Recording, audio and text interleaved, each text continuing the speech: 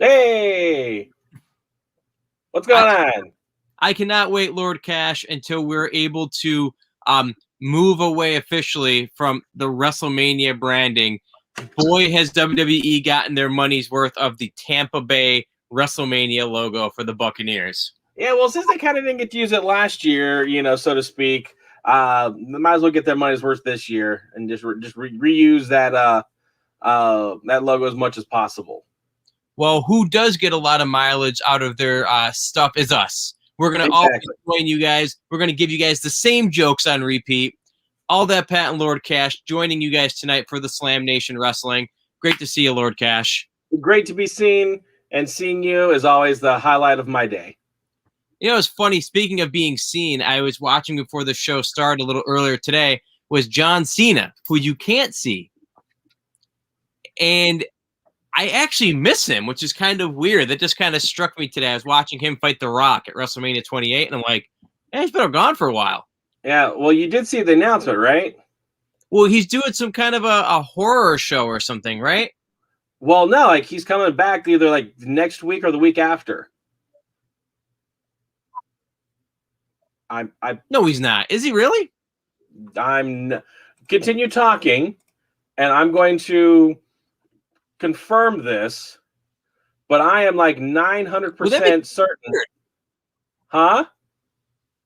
That'd be very strange because what it was is we were watching the Masked Singer, Bitteritz and I, and if you're not aware who's watching, it's just like a contest show where basically people sing in these ridiculous mascot costumes, and the people that are singing could be an athlete, they could be an actual singer, a pop star, a celebrity chef, you name it. Kermit the Frog was on it once. But somebody that they were guessing, we don't know if it's really him, but was Machine Gun Kelly. And Machine Gun Kelly did like the intro for John Cena's theme when he fought The Rock in Miami back at WrestleMania 28. So that got me down the rabbit hole of watching John Cena stuff. And yeah, I was thinking about it. Like he hasn't really had a marquee WrestleMania match in quite a few years. Because last year it was the Bray Wyatt thing where they did the like the cinematic match. I think the year before that he fought The Undertaker in like a 3-minute match. So right. I don't know when the last time he actually had a real considerable one-on-one match at WrestleMania. So maybe think about that. I swore I saw something, and I don't know if it was. I doubt that it was on a rumor site. But I swore that I read something that John Cena was going to be making a return visit to WWE. It's quite possibly to promote this new venture that he's doing with Peacock. Yeah, that's what I thought it was something about that, and it was like some kind of, I thought it was like somewhere like a horror movie or something along those lines. But we'll let you guys know as we go about that. But bottom line was John Cena just kind of crossed my mind earlier today, and apparently there is actually news for him in some fashion or another. Yeah. Let's see this. I'll share what exactly. So this is what is on the WWE site, and I'll go ahead and pull this up here. So, new John Cena project, WWE Evil, coming to Peacock. John Cena is ready for a turn to the dark side, not heel, but just dark side. CW program on Peacock expanding with a new original series, WWE Evil, created by the 16-time world champion. Then, of course, it does ask you to sign up for Peacock. A little shameless plug there for it. The show is described as an entertaining psychological expose into the minds of the most diabolical antagonist in WWE history and their impact on mainstream culture. So there's a tweet that says, from him, for every good guy, there's also a bad guy. And WWE has created some of the best bad guys and ladies in the history of entertainment. Excited to highlight those who made us boo, scream, and sometimes cry. WWE Evil on Peacock TV. So yeah. So as we were talking about John Cena and the possible new project and what have you, what were, like, if you could think about it, like, were there any moments that you can remember from John Cena's career that like were memorable? Anything that you actually enjoyed? The kind of the big one that pops for me, that just right into my mind, is his big return at MSG. I think he was number 30 in the Royal Rumble entrance. Oh, crazy, yeah. So he got a huge pop for that. But that's what pops in my mind the quickest. Didn't I know he was he tag champs, or at least he tagged with Hulk Hogan for a little bit, or maybe Edge. Edge was tag champs with Hulk Hogan. Cena was not around with Hogan in the sense they never had any kind of interaction that I can recall. I think the biggest cross-generational opportunity that Cena really had would be either Flair or The Rock. Okay. Yeah, the first Cena Rock match at WrestleMania was decent. Mm-hmm. The second one, you're just going to the well too many times. I will contest that it's very similar to the Shawn Michaels Undertaker match. That first match that they did was absolutely one of like the best matches in wrestling history, as far as my opinion goes. And then they tried to strike gold again, and it just, for me, fell flat. I'm like, this is not doing for me. But that first time, that was lightning in a bottle, was just absolutely wonderful. So, but like, it's kind of the same thing. It just, the good one, the first one was good. The second one with Rock and Cena, just not, just didn't. Yeah, I was actually at WrestleMania 29 when they had the sequel, so to speak, between Rock and John Cena. And the main thing I remember was that it was like when you play a game of SmackDown on PlayStation 2 and you just put infinite finishers. And it's all you do. As soon as you start, you go for the rock bottom. Oh, but you reverse it, go for the attitude adjustment, you reverse it. I remember my friend Ken and we went to go see it, and there had to have been, without joking, like 7 of each guy's finish, because that was pretty much what the whole match was. So it was like there's a finishing sequence where like they probably reversed for like 3 or 4 each, and we just got up. We're like, all right, this is it. Like, we just know it's over. So we started walking out, and we kept watching. We're not going to waste our ticket, but it actually gave us a really good view. But that was one of those things that like the John Cena memories. And if you're just joining us, don't worry, John Cena didn't die or anything. I just happened to see some news on WWE.com, which Brian's looking at. LordCash looking at about like a project on Peacock. But I also remember WrestleMania 28 when he fought The Rock the first time. That was such a great moment, only because I don't know about you, I did not expect him to lose. I thought he was going to get beat I thought The Rock was going to, lose. I thought he's coming in for one shot, very good back and forth match. And then when The Rock pinned him, I remember we were all just like, what the hell? Wait. And the moment that seeing how he sold it too, he just sat there like he couldn't believe it as a character. But yeah, like I said, the whole point of me saying this, like, for some reason, as a character that's been on the TV for so much over the years, now he hasn't been on for quite a few years. And Lord knows, I think Raw could actually use him right now because just like we talked about The Rock and John Cena being like a repeat, having back-to-back WrestleMania main events, WWE Raw in particular has been becoming such a repeated show that it's just been like really painful to watch at times. Now, WrestleMania Backlash, as we're about to talk about, the card, some of it was definitely repetitive, not all of it, but the overall match quality, I thought it was very strong. Overall, what do you think? So, if we actually look at what was WrestleMania matches, they pretty much, I feel, actually delivered very much well. Not English good, that maybe.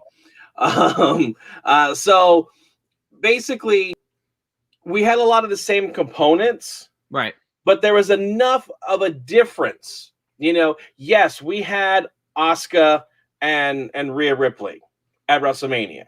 Mm-hmm. But at least this time we added Charlotte.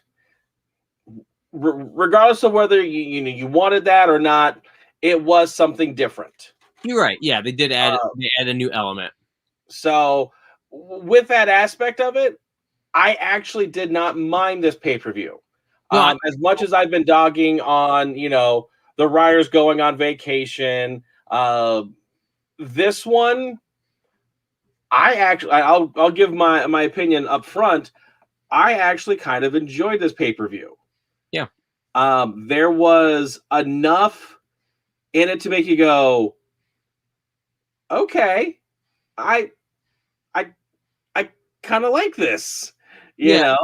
I would say even the worst part, which it's going to be clearly, I'm assuming, we're going to say is the zombie match. No, I thought the zombie match was like one of the highlights. Did you really? I did, and there was a certain element to it. Because yes, the whole gimmick and everything, one could call lame, but at least it had a purpose and a reason to being there. It was a tie-in for a fellow WWE superstar. So there was a marketing process there. So I got that. I understood that. I can jump on board. Right. Batista's message, like, I couldn't make it there, but I brought some friends by to help out or something. It's a perfect marketing ploy. Right. And the one thing that I really enjoyed about it is that they were straight up zombies. They were not just lumberjacks that are like, okay, I'm going to stand here. Oh, you got out. I'm going to throw you back in. I might beat you up a little bit. The entire time, their arms are like trying to grasp legs inside. So if you got too close to the ropes, they grabbed your legs and pulled you out like a zombie would. Poor John Morrison. I thought that actually added to the match because now you have eliminated about 2 to 3 feet of that ring that you can't go to. Right. So for me, I enjoyed that. I appreciated that extra added element that, for a typical lumberjack match, they're not, your superstars. We had one on Monday Night Raw last night. So the superstars just are on the outside. Nothing happened. If someone got out, they beat him up a little bit, tossed him back in. Or if you were Nikki Cross, you just grabbed him by his bootstraps and threw him right back in, to begin with. So, which I don't know if you like, that was unusual to have, a female amongst the men for the lumberjack match. I thought it was great, a great little way to add her back into the mix. Just kind of, hey, go ahead and be a lumberjack. But the thing. So I actually I'm surprised that you liked it, but I'm also pleasantly surprised that you liked it in the way, like, I didn't hate it. I was still like, it was like a what? Like, what is going on? I guess so. For one, I was not looking forward to the match because Damian Priest has been fighting a combination of The Miz and Morrison since I think the end of December. Right. And that was it was getting really boring. You can't say that the zombie match was boring. So this is pretty much us talking about this match, right?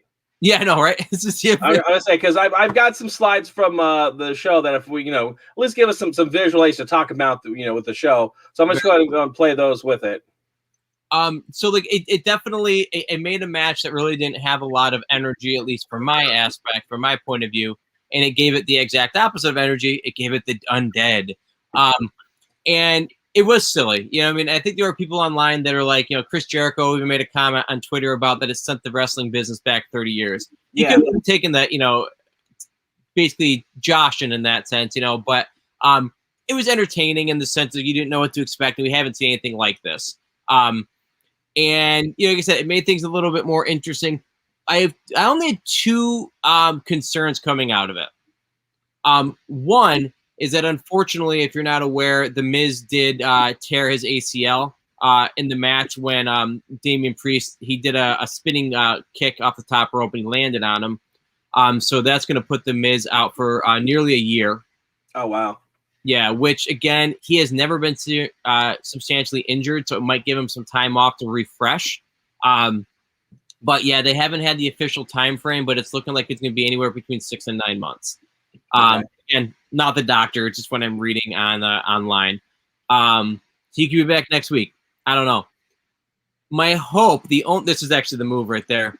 My only thought that would concern me was good old Johnny Drip Drip. John Morrison came out and had basically the same match, minus the zombies with him on Raw. Pretty fun match, actually. A lot of parkour. But they missed a huge opportunity. Morrison should have been a zombie. Right.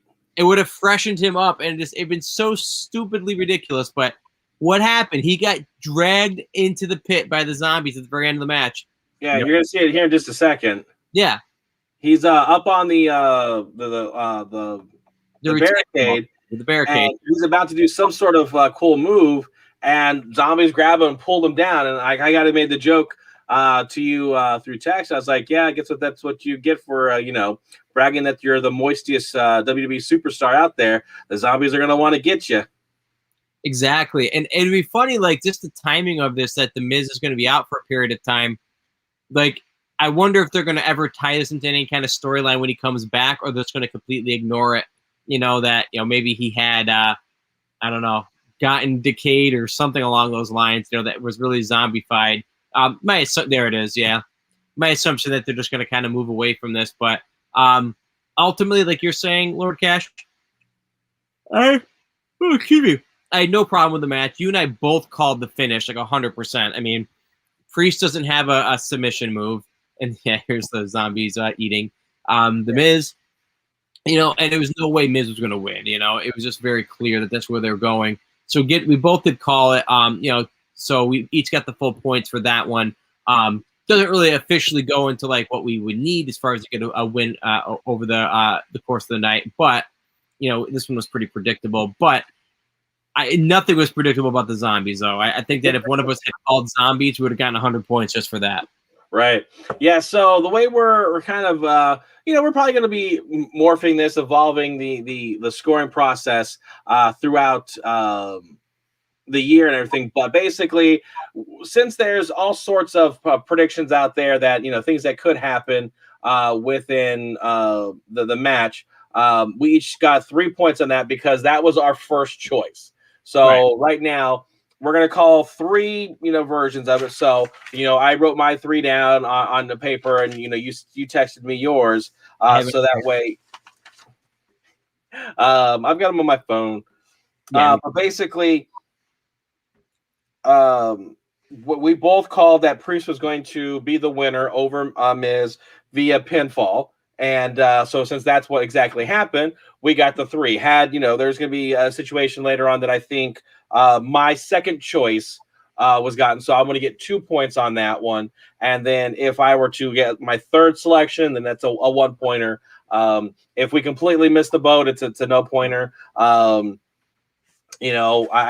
looked at it and tried to see if I can get, maybe we're almost there. Maybe I might give you a 1 point instead of the 3. And it was the same match where we both missed it, and we were kind of both there. We were kind of hovering around the end. I was like, well, let's give us both a point. But since it gave us both a point, I kind of just crossed it out. So I was like, I'm not going to worry about it. We'll just. Now, I do think that I deserve an extra 10 points, though. And pray tell, the court recognizes all that, Pat. Plead your case, sir. Okay. So if we go back about 2 months, and if you look at one of the first, the way I see it, I called Cesaro being in the main event of WrestleMania for the Universal Championship. Did I not? You did. And is this pay-per-view not called WrestleMania Backlash? Is it not the main event of WrestleMania Backlash for the Universal Championship? Yeah, but where's Daniel Bryan? And where's night number 2? This is the second WrestleMania. So this is the third night? Yes. There was no third night ever planned, so it has to count. And Daniel Bryan was there. He was in the back. He was holding his 2 children, and they were eating popcorn, vegan popcorn. Okay. And he was cheering on Cesaro and Spear. Or he was wearing a mask and looking like Roman Reigns. You got me there. Daniel Bryan was not involved, but I will admit that you did call that Cesaro would be main eventing for the Universal title. the time frame that you selected and who the opponent was going to be was in fact a little off. I will have to confer with the judges to see if any additional points will be awarded. I wish he won the title last night, because then I could totally say, I told you, you can't deny that. But anyways, that was one of the matches. The first match that we had was with the Raw Women's title. Like I said, we had at WrestleMania, it was Asuka versus Rhea Ripley. This time they added Charlotte Flair to make it a triple threat. So what was your kind of thoughts on this match? It was a solid match. Okay.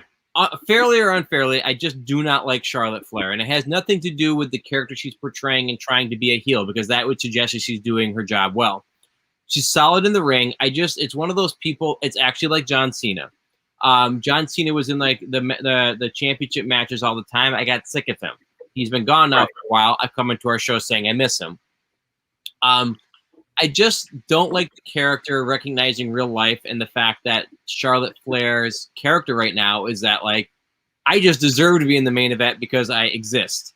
And she's treated as though she deserves to be in the main event as she exists. But back to the actual match itself. I thought the match itself was fine. The whole time I was afraid that the other shoe was going to fall. If I'm using that phrase correctly, I really thought that Charlotte Flair was going to win the match.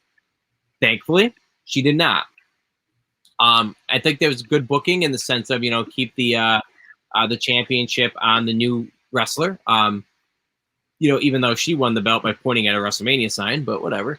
I thought it was good, and it's kind of odd comment, but like I liked how the Riptide looked on Sunday. Like, her finish is not bad, but like I don't know, it just looked really smooth and impactful, which. Again, I give points for that, because your finish needs to look convincing. Yeah. I don't know. I like the match. I thought it was fine. I actually like Charlotte's new outfit. The Alice was like the Queen, like from Alice in Wonderland, or Cruella de Vil. I don't know what she's going for right now, but that like the hooded robe, I thought it looked pretty cool.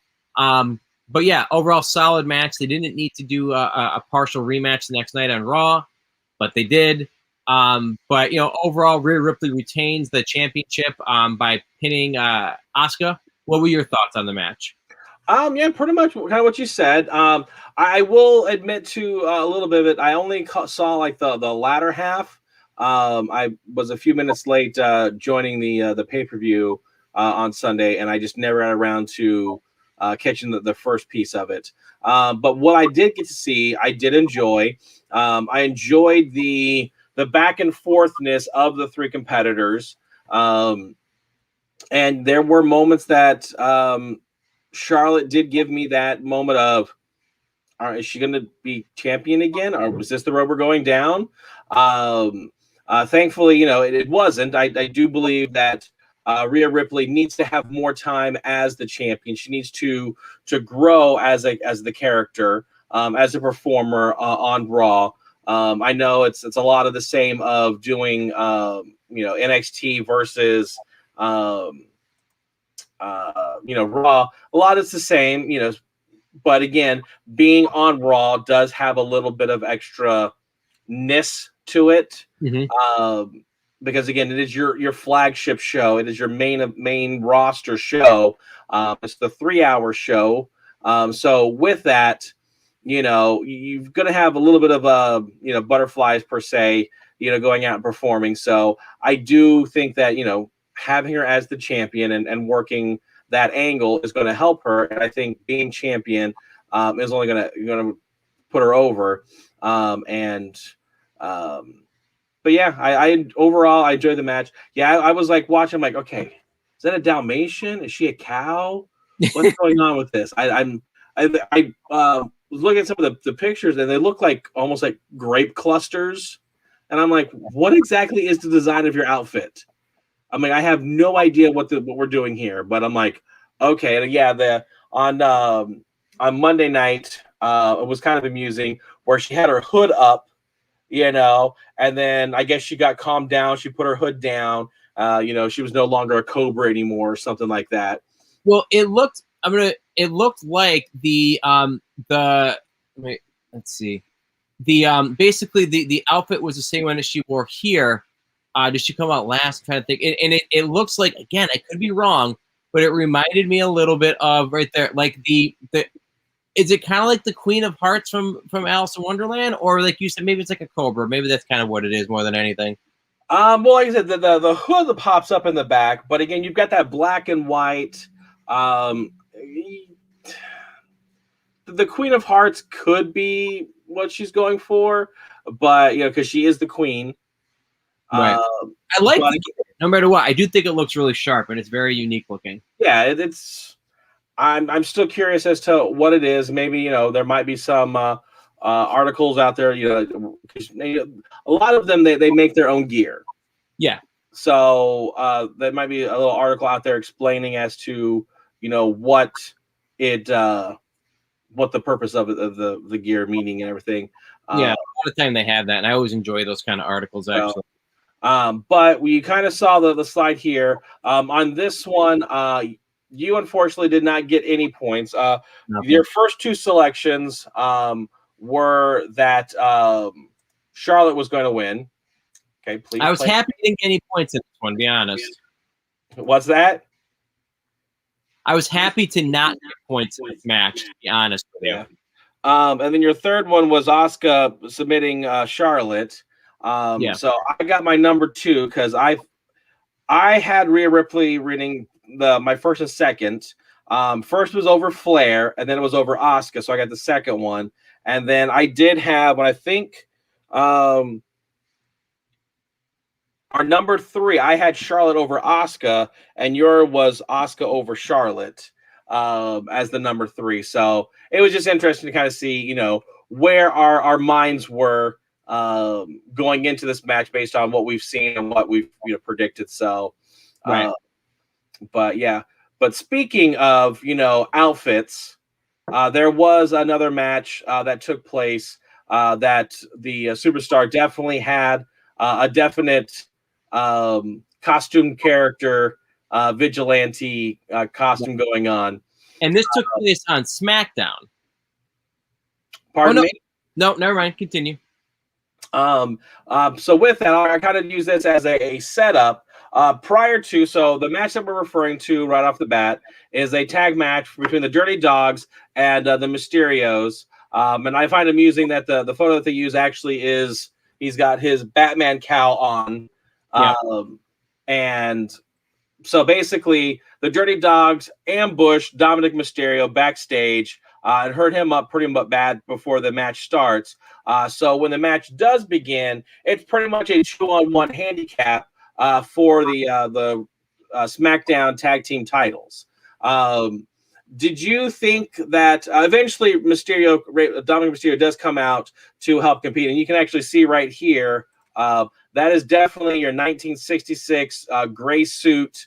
You've even got like the Batman utility belt there on him. So he definitely was vibing on the 66 version of the Batman. So actually, I have to correct that. So if you were going for the 1966 Adam West Batman, it would have actually been a little less of the colors. He had more of a navy color. This is more like the 1960s Batman comic book, or even like the Super Friends Batman. Okay.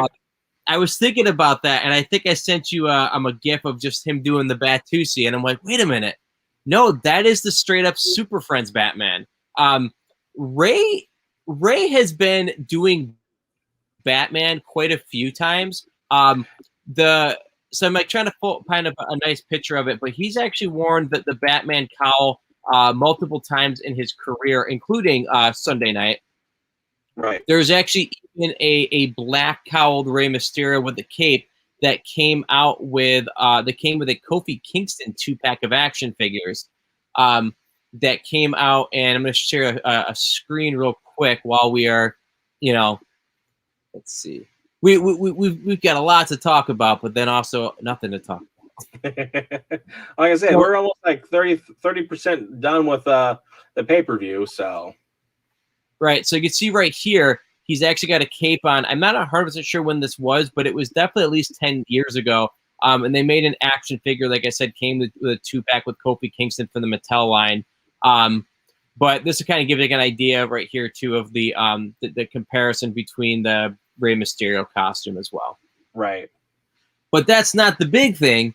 The big thing is that WWE made history. The Mysterios did indeed make history, and they did become the first ever father and son tag team champion duo. There were so many great pictures that were revealed, that night and the following nights, either on Ray's Instagram. Other fans just kind of not photoshopping, but just collecting images throughout the careers of Ray holding the cruiserweight title with Dominic when he was a little kid. It's kind of cool to be able to see that come forward.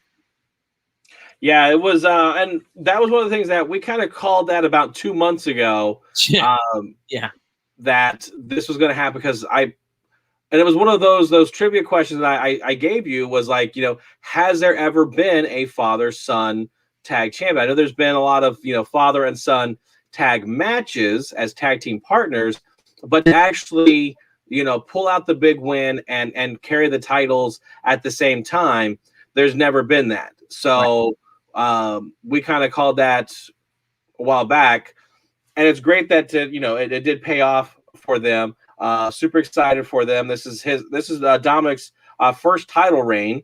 Mm-hmm. I'm curious as to how long they're going to keep them, because I'm curious, if we are going to see the return of the Usos as a tag team, or if they're going to keep them apart based on storyline.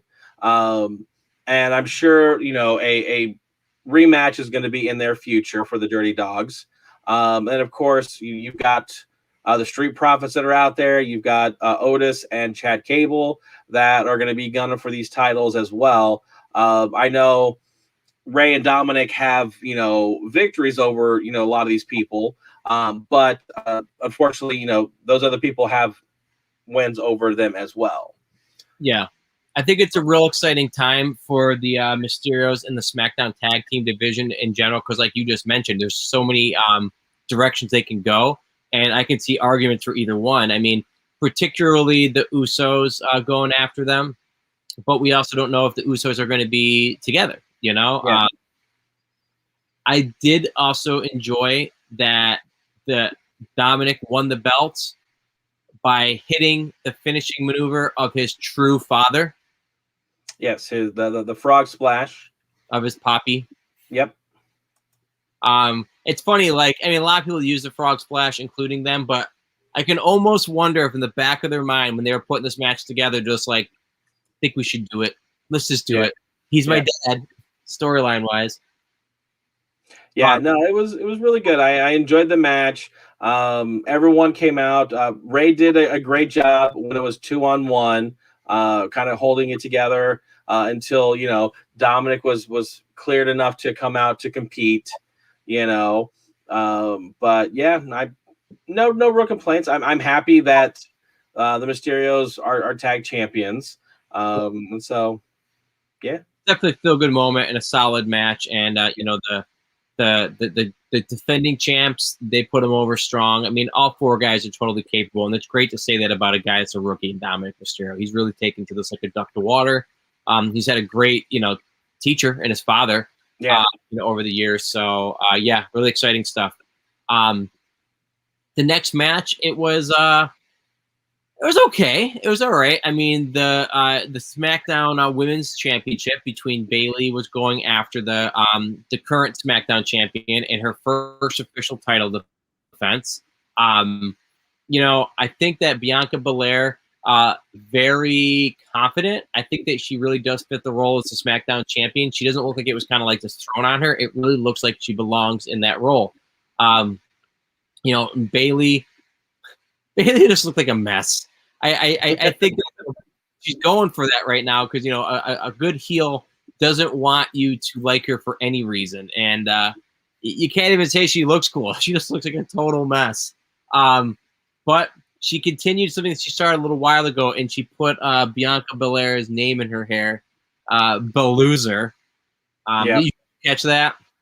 Yeah, there was one of the first photos that they showed. I saw that there was something there. I just didn't get to see what it was until I actually pulled up the photos here. Yeah. Like I said, the match was solid. I mean, there's plenty of opportunities for Bianca to show off her power. Lots of good spots there. Bayley also showing like her her intelligence as a heel, like a veteran in essence at this point. She kept going for the hair multiple times, like wrapping her up, smacking her with her own hair, stomping on it. And I liked how that served. First of all, it's a unique thing that only Bianca Belair pretty much has going for her right now. No other character has this. But again, it just shows like the true, like the quote evilness of Bayley. You and I both called a couple possible options, but I don't think that we really called it in the manner that it happened, where Bianca Belair did pin Bayley, by the way, as you guys know. She did successfully defend. But I think we both called her finish, the KOD, because put that over. Instead, it was a really jumbled mess with the hair getting involved again. Right. Yeah. No. I know. I'm looking at my notes here. I had via pinfall. Yeah. And we're gonna see right here in just a second, like what your points were. You had via disqualification was your first, and pin was the second one. So you got the 2 points where I got the 3. Yeah. So I figured it would be by her finish. I was really excited, and I actually thought Bayley might pull it out of nowhere, even though they were giving us no points. But like she hit what they were calling the ripcord Bayley to belly. Like normally it's like they pulled me with an arm, but like she happened to have the hair, and she pulled her into the hair and hit her finish. But it didn't work. So again, like I don't think this is over. By the way, I think it's pretty clear that it wasn't so clean. I'm pretty sure they're going to fight again. Right. So I know there's 2 more matches that we haven't talked about, but I'm going to go ahead and ask the question now. Sure. Next month's pay-per-view. Yep. Is Hell in a Cell. Yes. Which title do you feel is going to be defended within Hell in a Cell? Because usually there's only like 1 or 2 matches that get the Hell in a Cell treatment. Or like, how many do you think we're going to get, and which ones are they? I don't think any of the title matches are going to be in Hell in a Cell. I think there's going to be 1 match in Hell in a Cell. It's going to be Cesaro and Seth Rollins. Really? Well, Hell in a Cell is usually like a brutal match, like and justified like a feud, right? So yeah. Roman Reigns, who is he going to fight that he has heat with? I think he's sitting this one out. See, I'm wondering because there's no. He beat Cesaro. He actually beat him clean. He outsmarted him. I think it might be Jimmy Uso. Okay, but for the belt, you think? I think it might. It may not necessarily be for the belt. It may be for honor. For maybe lack of better words, fight themselves then. What's that? Maybe the Usos fight themselves, and that there's that kind of where I thought that popped in my head just now, and I don't know if it would actually work out, but have the Usos fighting each other, and like Roman Reigns is your special guest, enforcer, referee, or whatever. Right. I don't know that would do that, because that would definitely be one-sided. I mean, what's good is you're bringing this up. We're talking about it. Is that we do have over a month to get there. Right. So it's not till June 20th. So I mean, we do have time to build, because currently, like I was saying, I don't see any of the belts that like warrant it. Like the women's title, either women's title match. I just don't. There is a combustible element for Bianca Belair and also Rhea Ripley's feuds, respectively. But I don't feel that the warrant of a cage match. The tag titles, I mean, I don't think either of the men's tag team champions have any feuds going on that warrant a cage match. True.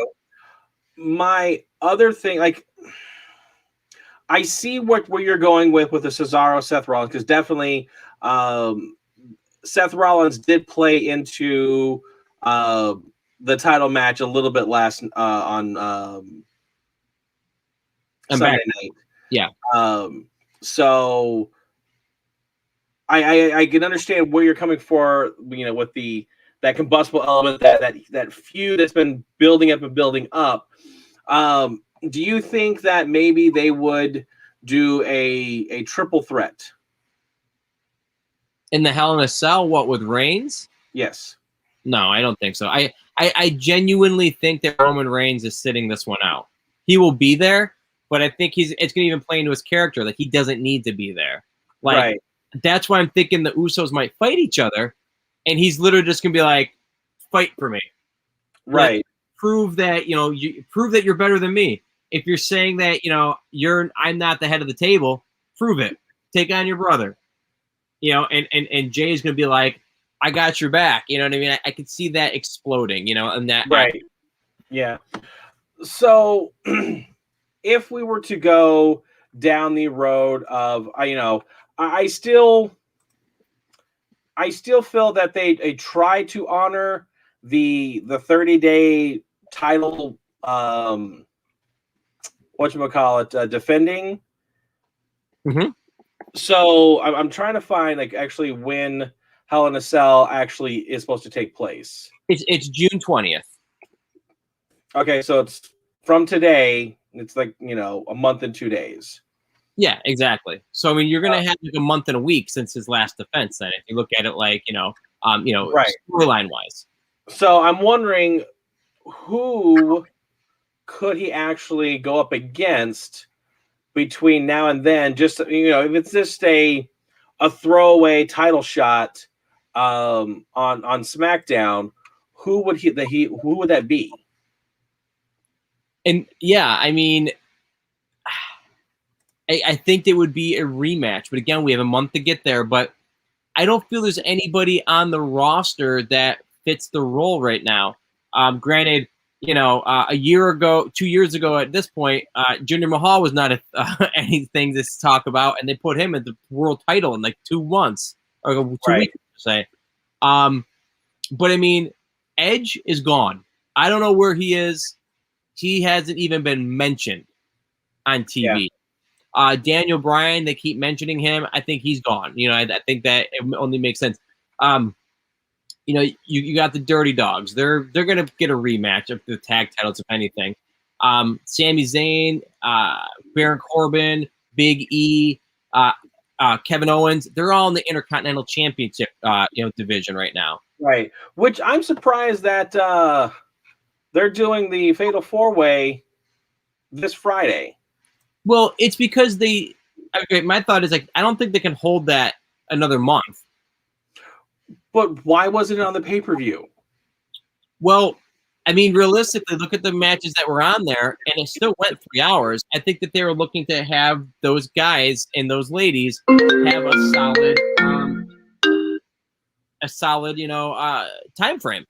I mean, all the matches have plenty of breathing room, so I think it's all boiled down to. And they don't do long-term booking. At least it doesn't feel like it. I don't think they do a lot of long-term booking in the WWE, so I don't think they really had the weeks set up in a phrase. I feel like that was, I don't know. I felt that they could have thrown that into Sunday, hell, as your kickoff match. Well, you got to think too that WWE got paid a lot of money to air on Fox. So they have to put strong matches on Fox. That's why Roman Reigns defended the championship in a retirement match against Daniel Bryan on SmackDown. Yeah. I guess they won the Christmas.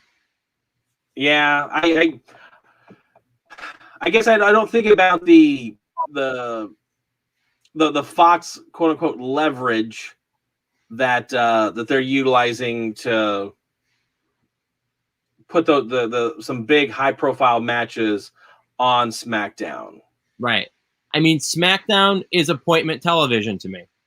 Raw is not.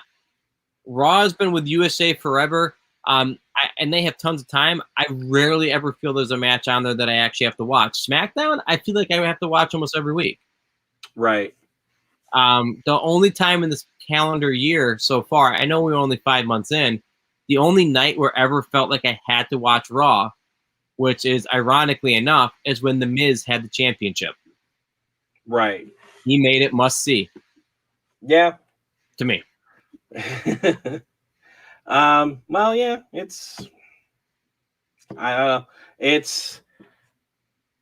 be interesting to see what actually does play out, into Hell in a Cell. Can you imagine? I'm sorry to cut you off, but this kind of touches on Monday. Akira Tozawa came out of nowhere and won the 24/7 championship from R-Truth for no reason. What if they had a 24/7 gauntlet battle royal or whatever inside the Hell in a Cell? Nobody can get away. You have like 10 guys just running around this damn hell in a cell cage, and they're all trying to pin each other. Yeah, there you go. I think they will never do it, but I would love to see that in a Hell in a Cell. Because they can't. What if that say, like what you're saying is it's a Hell in a Cell. There's 10 guys in there. You've got a 15, 20-minute time limit.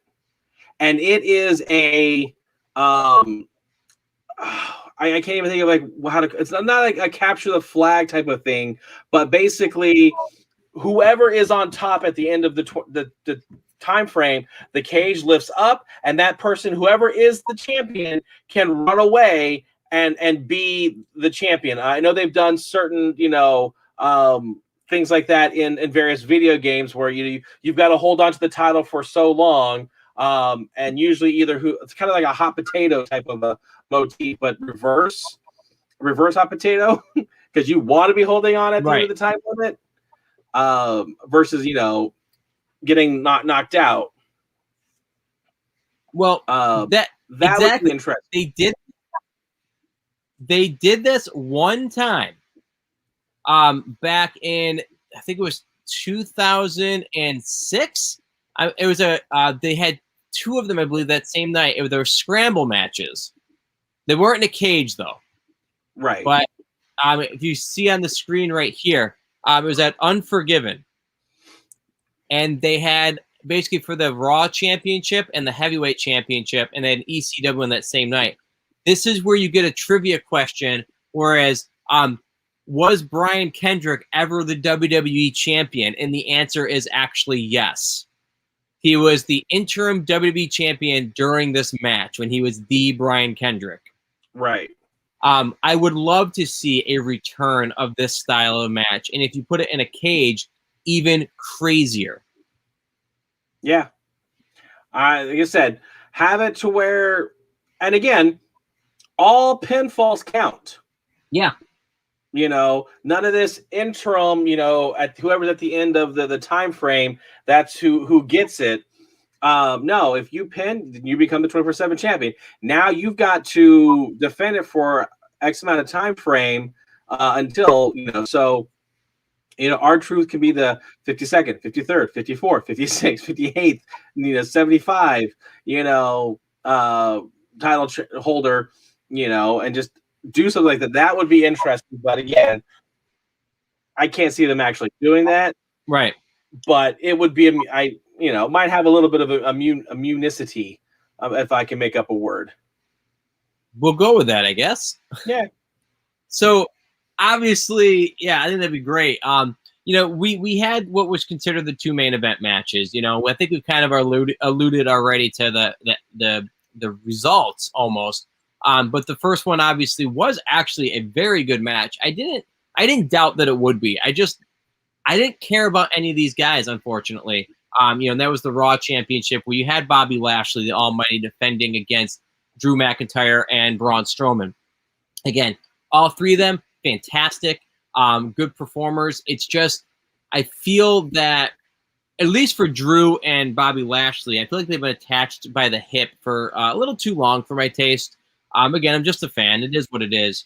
But, it's the brutal knockdown, drag-out match. From what I understand, coming out of that match, Lashley has a broken hand, and the train guy, Strowman.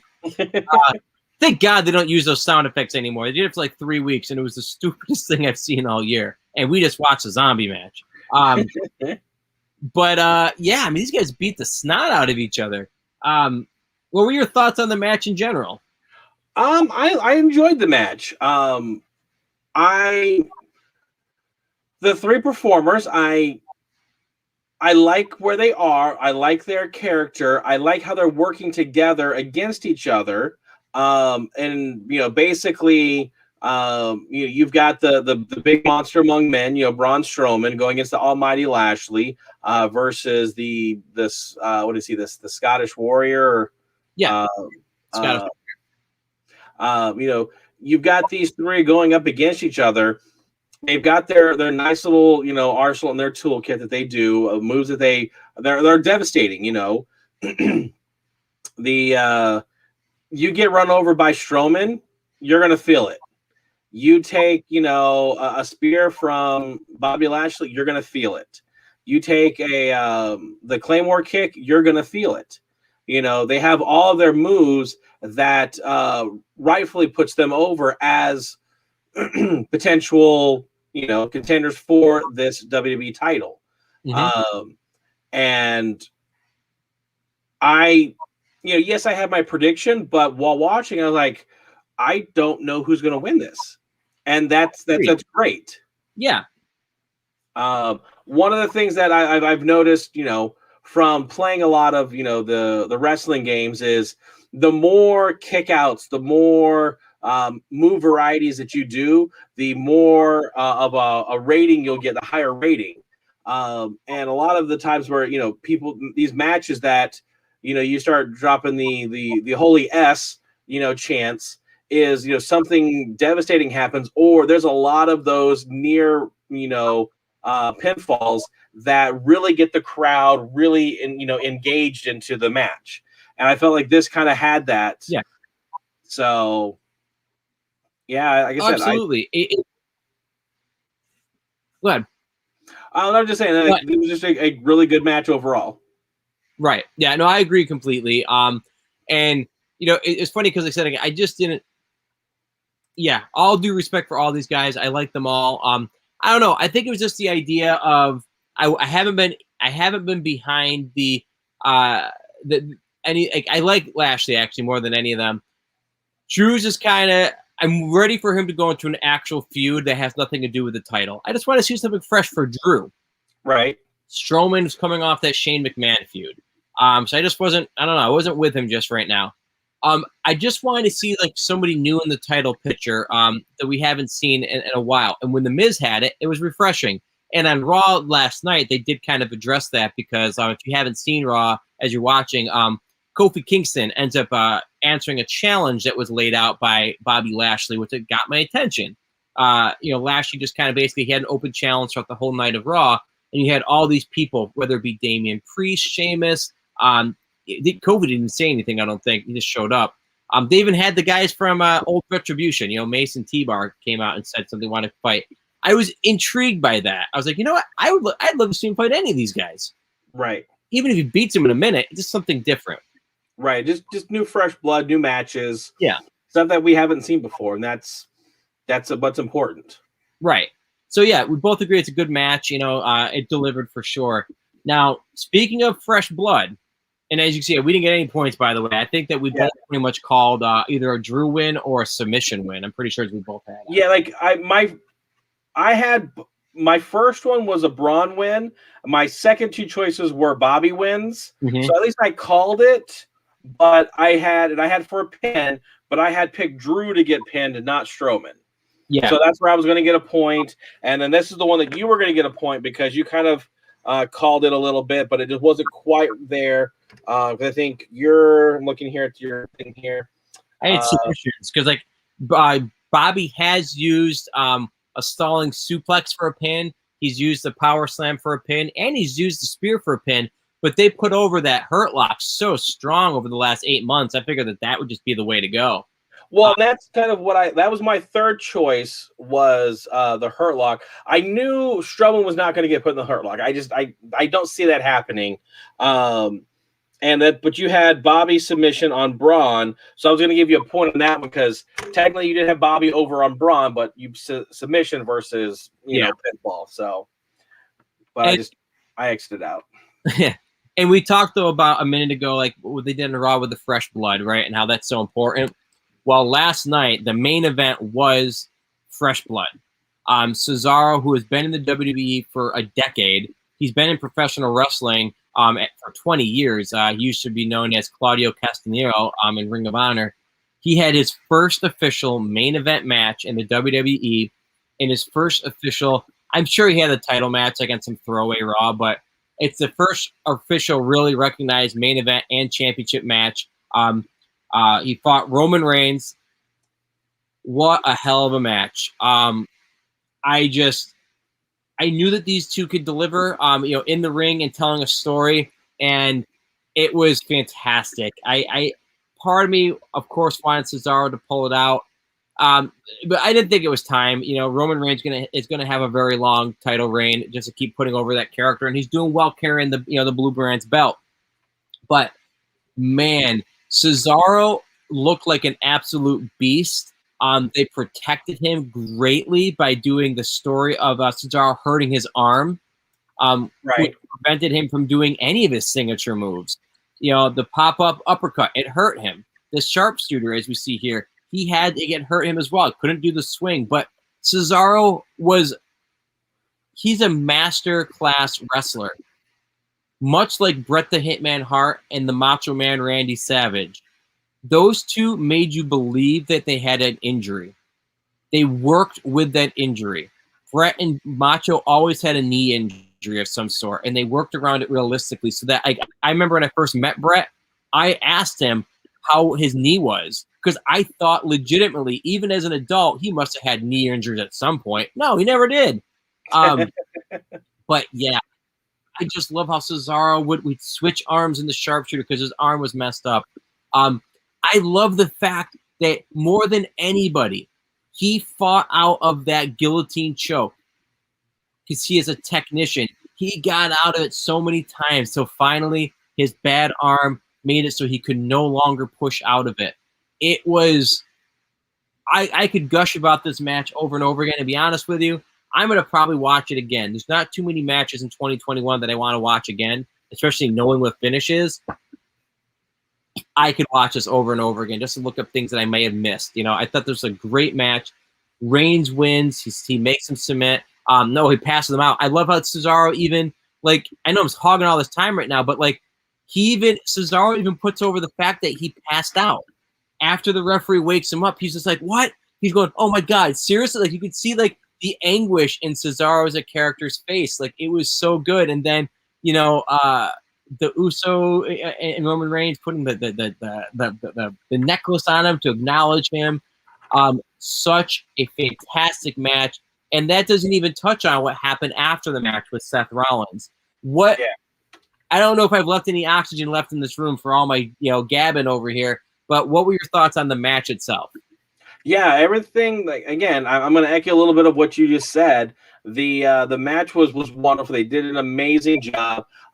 Those uppercuts, European uppercuts, just looked brutal. Because it wasn't just 1, 2, 3 times. There were 6 or 7 times he gave that move out, and it looked like it did some damage to Roman Reigns.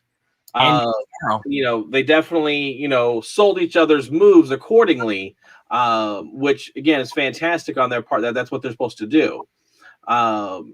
And yeah, I'm not sure exactly what more to say than it just was a great match. There were moments there that I kind of thought Cesaro might actually end, Roman Reigns' time as the Universal Champion. He's been champion for 261 days now. Yeah. I'll add the 2 days on, from Sunday, but he's right now as your heavy, contenders in both SmackDown and Raw. He's the one that's had the belt for the longest amount of time. Right. So, with that, you've got Bobby Lashley at 78 days right now. So he's definitely got a large, lead advantage on anybody else. He is the head of the table. He's been champion for the longest time right now. I'm waiting for the time frame that, he passes the, I believe, I am blanking on his name. The bull limousine. John JBL. That he was like the longest reigning SmackDown champion for like for the decade or something. Like it was one of his little claim to fame that being introduced or whatever, as a wrestling god that he is. I'm waiting for the day that he passes that number. Not sure what it is right now. And Paul Heyman is able to include that into his list of attributes as, the head of the table, the tribal chief, the longest reigning SmackDown champion in the 2000s or something, ridiculous like that. Yeah. Just to further cement Roman Reigns as the supreme, champion within the WWE. Right. Yeah, I just love his character right now, and exactly they might go that route. It's just what a show. And then obviously we did finish, and it's kind of like what we were talking about, a moment ago, which was what match we see in the Cell next month. That's what I was saying. I see what happens next leading to it, because Seth and Cesaro had a blood feud, for the better part of 2 months. Thought it was over after WrestleMania, quite honestly. And they even fought on SmackDown to get this title match. But, oh, my God. And love the suit, by the way. I mean, he has the most ugly suits in the world, but I just can't help but love him. But, yeah, he just destroyed him, slamming his arm into the chair, into the ring post, then stomping him. But, again, at the end of the night, I think – other than the tag title, I think most of the main champions did successfully defend. We came out of the show with like not a ton of news, but just mostly like the news was just kind of like, hey, this has quality, and yes, the Mysterios won the belts. So I mean, over the next couple days, as we get into our next episode, hopefully there'll be a lot to talk about. AEW has a show tomorrow night. SmackDown, I'm sure, is going to have a lot to talk about, because of the Universal Championship situation and their tag team situation, and the women Intercontinental title. Yeah, exactly. So SmackDown is going to be hot this Friday for sure. We'll definitely talk about that next week. Raw, we'll see if there's any repercussions or rebounds from Kofi Kingston pinning Bobby Lashley in a non-title match. Not a ton else really happened of. No, I mean, Alexa Bliss shot her cane fireworks at to basically go after Shayna Baszler again. Against Reginald. Yeah, exactly. So we'll see what happens there. But again, I think we got a good week ahead of us, particularly with SmackDown. It could be a very solid show. But we want to talk about solid shows. Here's that transition. You're watching Slam Nation Wrestling right now. But tomorrow, it's going to be the Game Room. Thursday, it's I Stream, You Stream. Friday is Funko Royalty. Saturday is Mail Call, Mail Time. Sunday is Call of the Wild. And we wrap it up and bring it to you all over again in a fresh, hot package with Crazy Card Collecting Mondays. If basically all those shows come at you live, 8 p.m. We are live right now. Hopefully live. Yes. We are, two guys that are doing this for fun. This is not our normal day job. We are far from being, what's the word I'm looking for? Basically, that word that means that we're getting paid for doing YouTube stuff. Yeah. I can't think of the word now. It's bothering me, but I'll think of it later. But we're not Monetized. Monetized.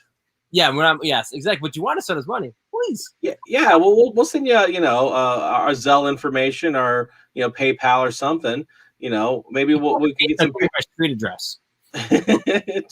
just send me a check. Just make sure it doesn't bounce. Exactly. But yeah, we have a lot of shows on our YouTube page, particularly well over 130 shows at this point and counting. So you can check out any of our back episodes.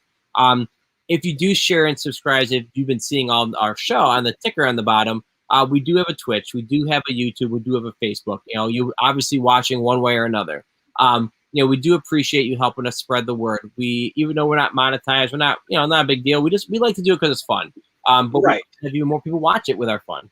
Right, but that was like, we do have our normal day job, and sometimes that does prevent us from going live at 8 o'clock. So we may have to do a pre-record sometime. But we will do our best to make sure that you do have content every night at 8 o'clock. All our shows are slated to go at 8 o'clock at that time frame. So just check us out. We got a lot of stuff out there, and if by some chance we don't have a new show for you, that's when you can go back into those archives and check to see what we've done in the past. I'm sure there's something that we've done that you haven't seen yet. You can check out me getting a home haircut back in, I think, April of the pandemic. That's right. That was. I'm still going. I think I'm like 15 months since a haircut. I did not think I would make it. I wasn't planning on getting a haircut at all, but then Bitter Rich looked up on YouTube and figured out how to cut hair, and I'm like, oh, there you go. Good times. Well, we hope that you guys also had a good time, and we will check you guys out tomorrow on the game room. We'll figure out what we're doing on that. We have some ideas, but we'll see you live in living color, unless your TV goes black and white. I don't know. Anyway, I think it's about that time. I do have one more thing. We've been showing you our points for the pay-per-view prediction. I didn't want. I was trying to skip it because I already know we're going with this. And then again, I'm the one bringing it up because currently I do have 11 points, and AllThatPat has 9 from WrestleMania Backlash. So we'll see what happens with Hell in a Cell next June. So hopefully, I can still be on top as far as points go. But again, you never know. AllThatPat does come out with some cool stuff and some random selections. So we'll just see what the card looks like and how our predictions go at that point. So, definitely knowledge, but I can never have good predictions. There you go. I think our other friend was good at the predictions. You retain the knowledge. He was good at the predictions. I don't know why I didn't think about this. Everybody, I do know why we do have a show tomorrow night. It's not the game room actually tomorrow. That's what it is. It's a special episode. It is our last episode of our vintage professional wrestling ringside photos. Oh, there you go. Yeah, we were talking about it a little bit. I totally forgot. I'm like, there's a reason why I didn't schedule an official game room with you yet. That's why. So yeah, join myself, join our special guest Tim and anybody else that comes on for our last bag of professional wrestling photos. Check out our previous episodes on that. These were like photos taken from ringside and some backstage from the early 1990s from WWF, ECW, WCW, and some random indie shows. Very cool. Some pictures aren't as great quality as others, but most of them, they're pretty good. So check out tomorrow, 8 o'clock, see what we can pull out of the bag. I have never seen them, so I'm excited to finish up these bags. Well, there you go. Well, until then, find someone, punch them in the face, and say Wrestlemania. I don't know. It's like, Roadhouse. Oh, okay. I got you. Wrestlemania. Bam.